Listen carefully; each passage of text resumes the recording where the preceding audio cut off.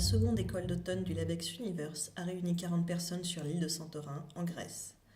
Dans un cadre exceptionnel, les participants ont pu assister à des conférences sur le thème « Changement de phase et éruption dans l'univers ».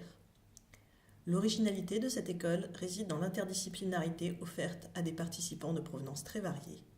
Élèves en master, doctorants, post-doctorants, professeurs des lycées et personnels de soutien à la recherche ont pu découvrir de nouveaux horizons grâce aux efforts des conférenciers. Alors le LABEX c'est particulier puisqu'on est confronté à des étudiants qui sont de parcours extrêmement différents, de formations très différentes. Donc ce qui est intéressant c'est de partager nos connaissances. Il y a plusieurs problèmes qu'on peut approcher, qu'on peut gagner en apprenant les méthodes des autres disciplines.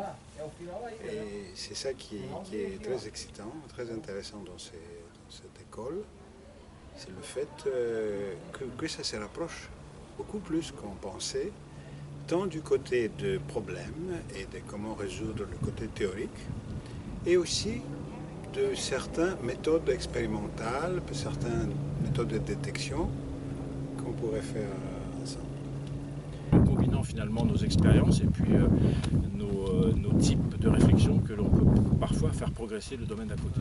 Quelque part, même au-delà de l'aspect interdisciplinaire, ce qui m'intéresse beaucoup dans cette école, c'est l'aspect intercommunautaire. Parce qu'on rapproche différentes communautés, à la fois des enseignants d'astrophysique et des enseignants de géophysique, qui n'ont pas les mêmes pratiques, qui n'ont pas forcément la même vision des concepts mathématiques et physiques que nous utilisons. Donc même pour nous, c'est extrêmement enrichissant. Ensuite, effectivement, on est confronté à des élèves qui ont la caractéristique d'avoir souvent un niveau très avancé dans leur discipline, puisqu'ils sont doctorants, mais a priori un niveau quasi nul dans l'autre discipline. Donc ça nous force à avoir un discours très équilibré entre la présentation de base des concepts, mais avec un niveau sur la méthodologie par exemple qui peut être très élevé. Donc ça c'est à la fois un défi et puis un intérêt de cette école. Et puis cette école elle, regroupe des personnels de soutien à la recherche, des enseignants du secondaire, donc qui arrivent aussi avec une vision décalée, et il faut qu'on soit capable de parler à ces gens-là et de les emmener avec nous. Donc c'est extrêmement enrichissant comme expérience. Nous avons fait un binôme avec Claude Jopard pour présenter le fonctionnement des volcans depuis la naissance du magma jusqu'à l'éjection des laves et la formation des panaches volcaniques. Donc pour ma part, je me suis concentré sur l'origine des magmas dans les zones de subduction, dans les dorsales, et sur la formation de ce que l'on appelle les dômes de lave et les panaches volcaniques. Je suis ingénieure de recherche au laboratoire APC et j'ai participé au sein du laboratoire à un projet de cosmologie qui s'appelle Planck, qui est un satellite.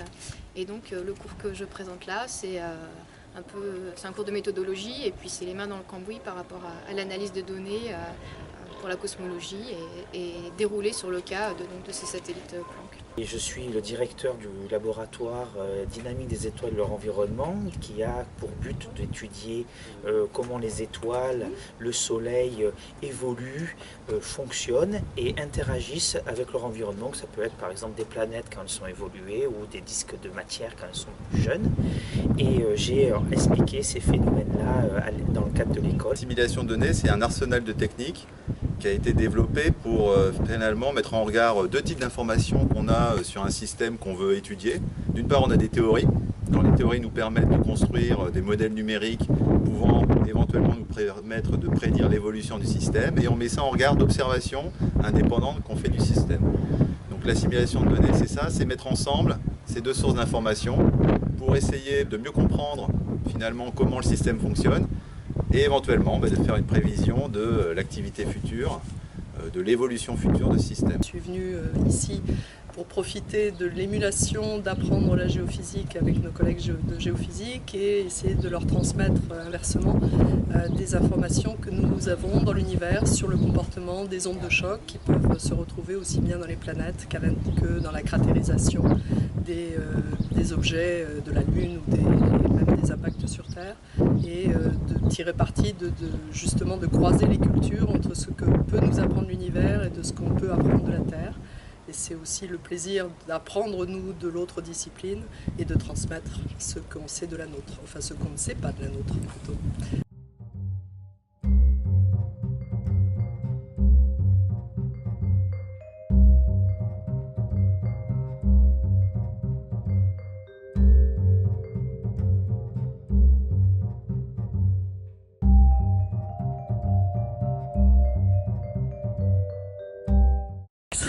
que nous.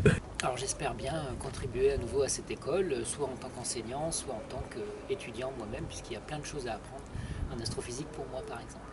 Ouais, j'apprécie beaucoup l'école, elle est très bien, très large.